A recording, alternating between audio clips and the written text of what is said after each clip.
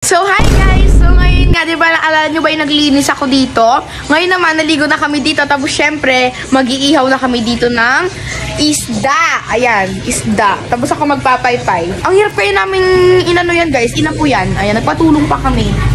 Kaya ngayon, dapat hindi mawawala yung apoy niya. Kasi kapag nawala yan, tignan mo, walang mangyayari dito sa akin. So, ayan na nga, para lang tayong ano dito, yung pinagpapaypay ko pa is gilao. Ayan. Pasirang bilao na to, kaya go.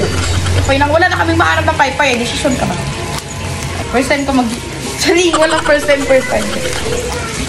Todo paypay na nga lang ako dito, kahit na gustong ko na talaga maligo. Paano ba naman kasi yung nanay ko gusto niya talaga na magpaypay daw ako dito. Naku, sakit-sakit na nga lang nagkilikili ko dyan, pero go! Ginusto ko nga to kasi nga ako nagsabi talaga sa nanay ko na dito kami kumain. Kaya nga sabi ng nanay ko, sige, dyan tayo kakain, basta linisin mo dyan sa taas. Pagpasensya nyo na lang yung boses ko dito, guys, medyo matamlay. Bakit? Desisyon ba kayo?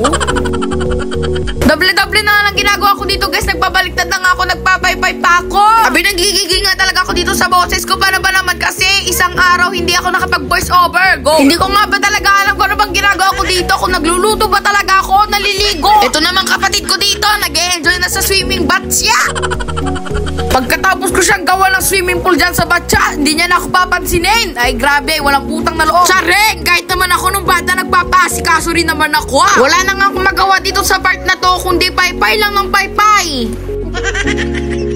Abay, tingnan nyo naman kasi kung paano kami mag-ihaw.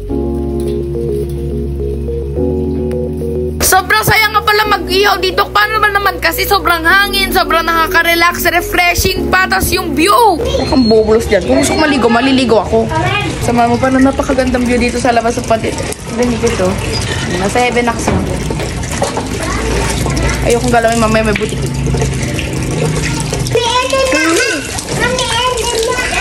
Maligo ka dito.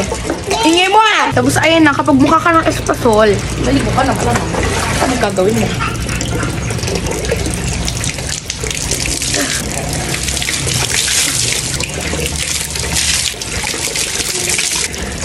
Ayan. Kapag di pa kayo naliligo, malamang maligo na rin kayo. At ito na nga pala yung finished product. O, di ba napiyok pa? Parang di ka nagrito dyan, ha? Samahan mo pa ng inihaw na okra. Tapos yung sausawan ng inihaw na tilapia, ganyan. Tapos yung nga kapag kakain ka, ganyan, no? Puro mga bahay. Pero at least, ang ganda.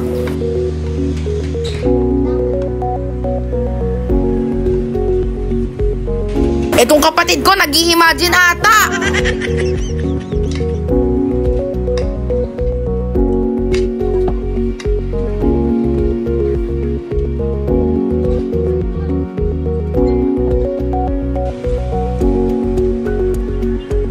Ito naman yung inihaw na tilapia. Ipapakita ko sa inyo. Kanina pa ako kain ng kain. Hindi ko na na-videohan. So, ayan. Kain na tayo. Sarap ng inihaw na tilapia pala.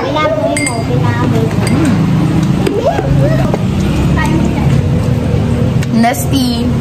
Ay, iced pala.